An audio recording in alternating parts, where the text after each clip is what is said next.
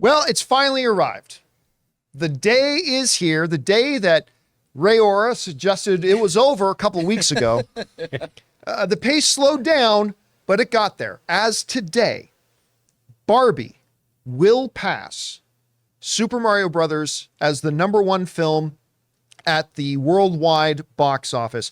And also within the next 24 to 48 hours, Barbie will cross Harry Potter and the Deathly Hallows Part 2 to become the #1 all-time Warner Brothers film. And I really want to take a second and stress that we need to really think about that. Warner Brothers, a century-old studio that is owner of one of the biggest properties with DC and everything. They've put out the Christopher Nolan Batman films. They put out the Harry Potter films. They've been around for a century. And Barbie is in the next 24, 48 hours going to cross that mark and become the all-time biggest box office film that studio has ever had, which is crazy.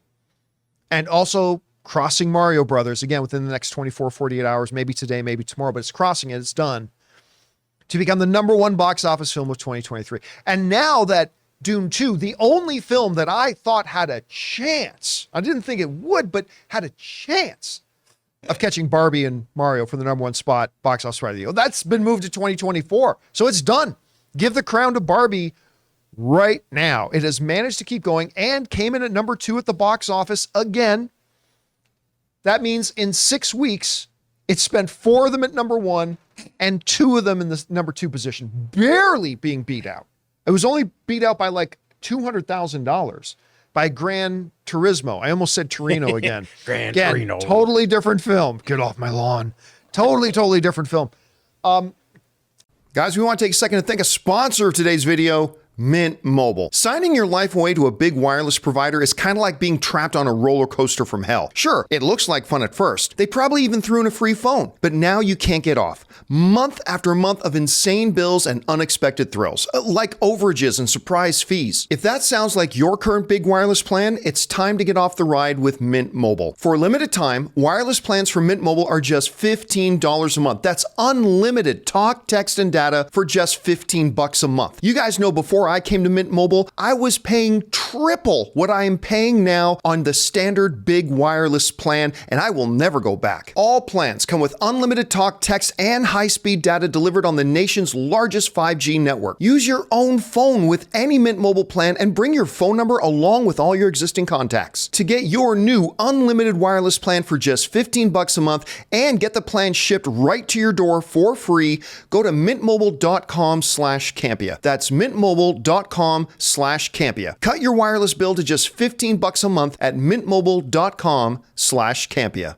Rob, we've been obviously Barbie has been the topic of conversation now for 6 weeks. I mean, it's insane opening weekend, the incredible following, the legs that it has had, and now it is going to end up being the #1 box office film of the year, edging out Mario Brothers, the #1 Warner Brothers. I'll be honest with you, I don't know which one is the bigger feat.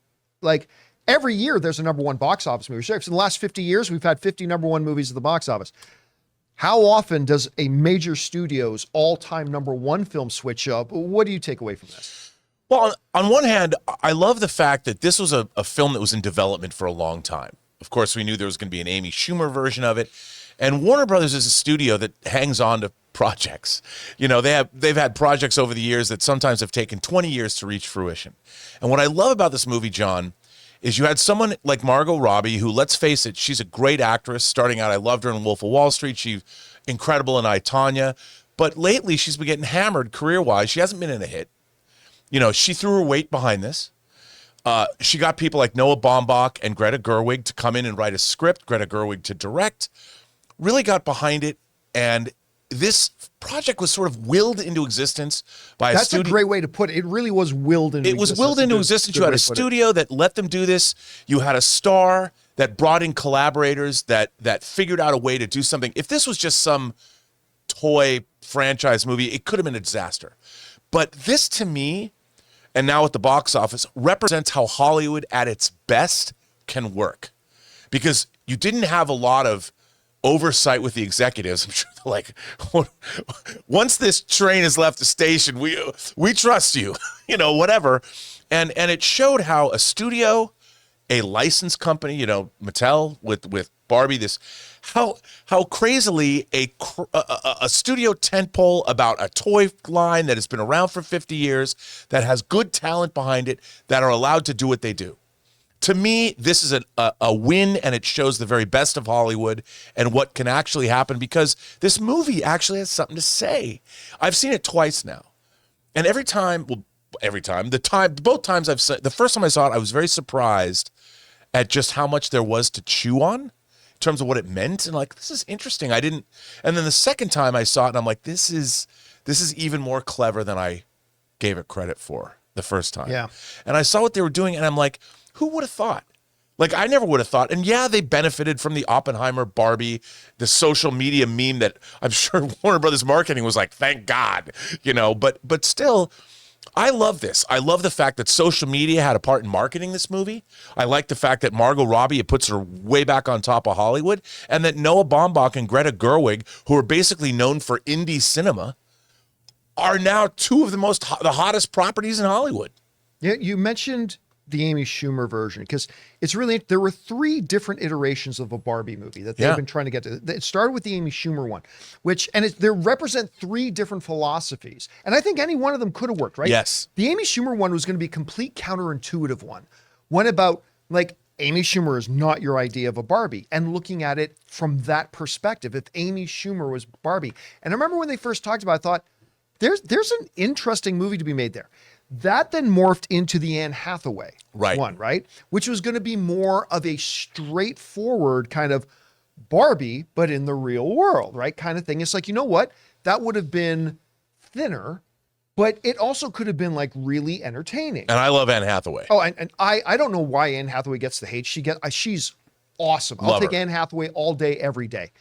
And then you had this Margot Robbie version, which became more of an introspective, existential deconstruction kind of approach. Like, so 3 different ideas, totally different and unique. I would have been interested in any of them, but this one just kind of came off in gangbusters, and it captured a lot of people's imaginations, and audiences kept coming back to go see it again and again. Yeah. So good for them. Congratulations to Barbie. And they get that re-release in September with the extra footage, right? Oh yeah, and they're putting it out in IMAX September 22nd with extra footage. What that footage is, we still don't know, but it's just going to add to the box office. How high do you think this movie is going to get? I was telling Jonathan, I think it might hit 1.7. I was like, that's a stretch. Oh, no, that's completely impossible. It's not going to make $400 million more. I would like, Ray, do you know how numbers work? Yeah, it made like 17 this weekend, which is great. I think it maybe can get to 1.4. It's at 1 point, it's at 1.3 something. I think get to 1.4 at this point.